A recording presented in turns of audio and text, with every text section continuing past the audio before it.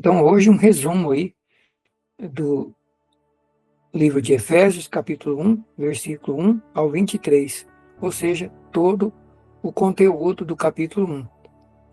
E foram 3 estudos dentro desse capítulo, muito maravilhosos, muito bons, estão aí gravados no YouTube.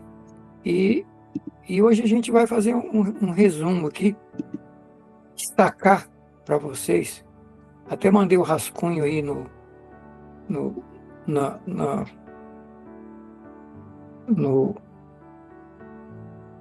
grupo do estudo. Mas o que a gente destaca desse capítulo 1 de Efésios? Primeira coisa, a identidade e o chamado dos crentes, dos cristãos. É a primeira coisa. O capítulo 1, versículo 1 e 2 aí, é o chamado. A gente vai ver Paulo chamando o povo de Deus, dizendo que Deus decidiu escolher um povo antes da fundação do mundo, e daí ele destaca quem que é esse povo, a identidade desse povo, as características desse povo, a marca desse povo que Deus decidiu escolher antes da fundação do mundo, ou seja, antes de criar o próprio ser humano. Deus decidiu que ele teria um povo.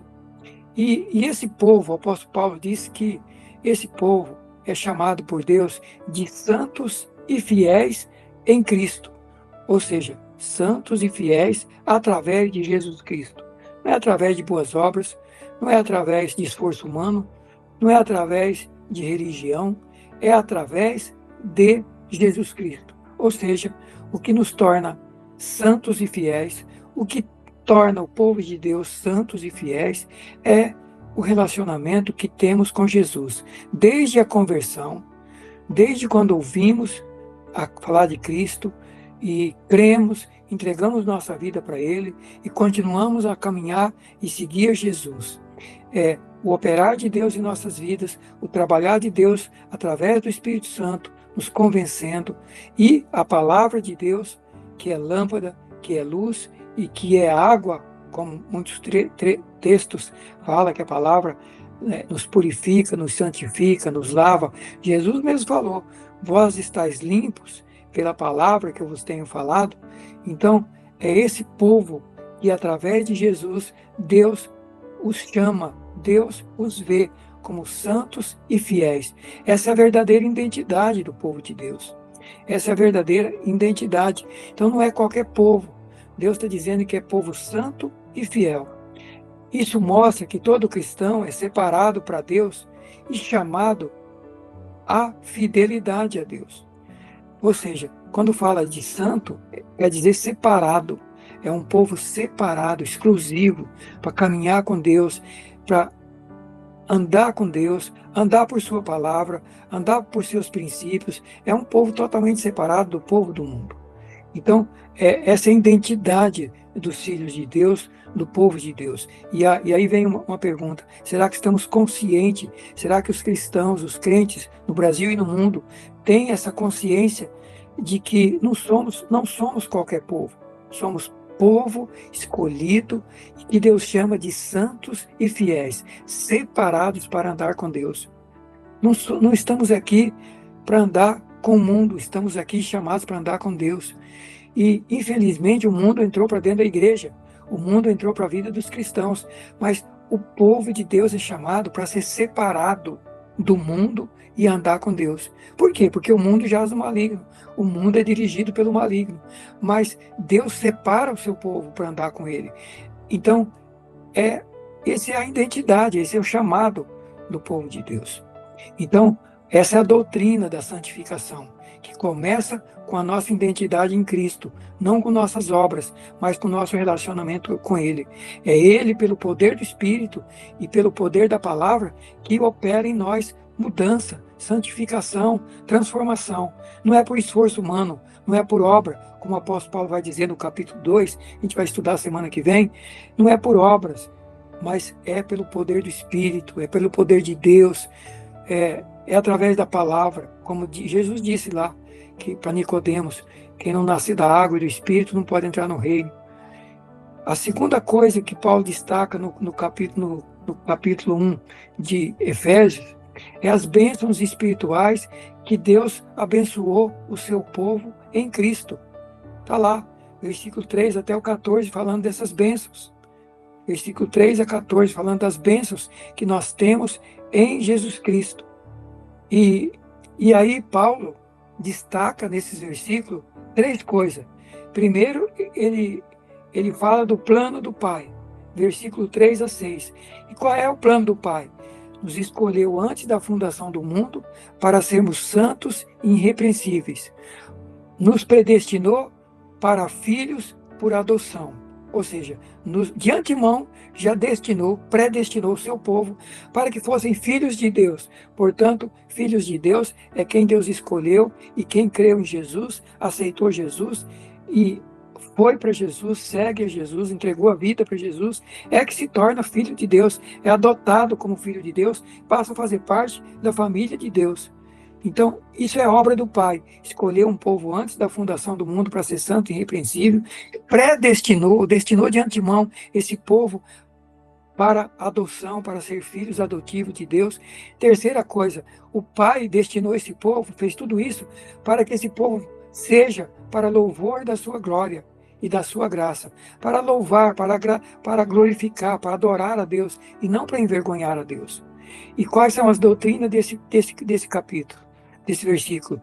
Predestinação, adoção e propósito eterno. Agora, a segunda parte que a gente vê dentro desse estudo, a segunda parte, agora a obra do Filho, do verso 7 ao 12. E qual que é a obra do Filho nesse processo de criação desse povo? A obra do Filho, primeiro, redenção pelo seu sangue e o perdão dos pecados. É a parte inicial. É através da obra do Filho, da redenção, através do sangue de Cristo, é que nossos pecados são perdoados e nós somos reconciliados com Deus. Então agora a gente vê nessa segunda parte a obra do Filho. Redenção, perdão, através do sangue de Jesus. E esse é o mistério da vontade de Deus, que era um mistério que foi revelado agora nos últimos dias, no tempo final, convergindo em Cristo todas as coisas. Além disso, em Cristo, fomos feitos herança eterna. Nos tornamos herdeiros de Deus e co-herdeiros de Jesus. Tudo isso através de Jesus. Quais são as doutrinas desse trecho? Redenção, expiação pelo sangue, perdão, revelação do plano divino e herança espiritual. Terceira coisa agora desse trecho, do versículo 13 e 14. O que o apóstolo Paulo vai mostrar aí? Agora ele vai mostrar a obra do Espírito. Primeiro a obra do Pai, versos 3 a 6. Versos 7 a 12, a obra do Filho. E agora a obra do Espírito Santo. Ele diz que os crentes são selados com o Espírito Santo, após ouvirem e crerem no Evangelho.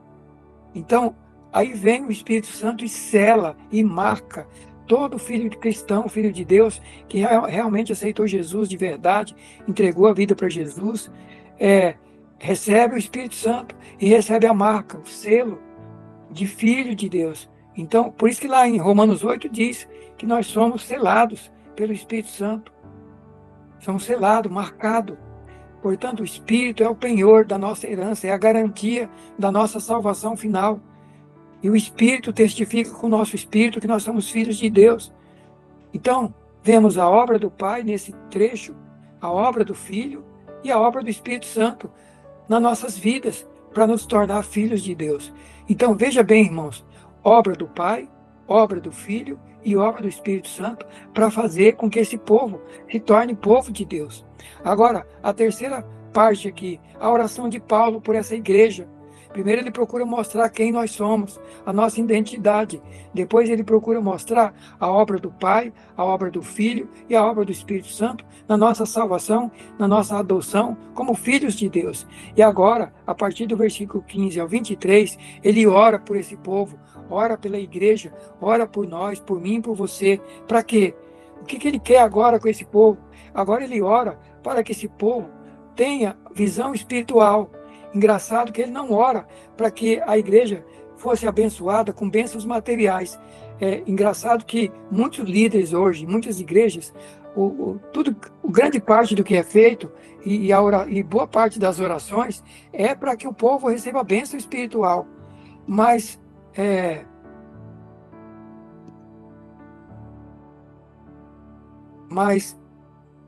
o que acontece?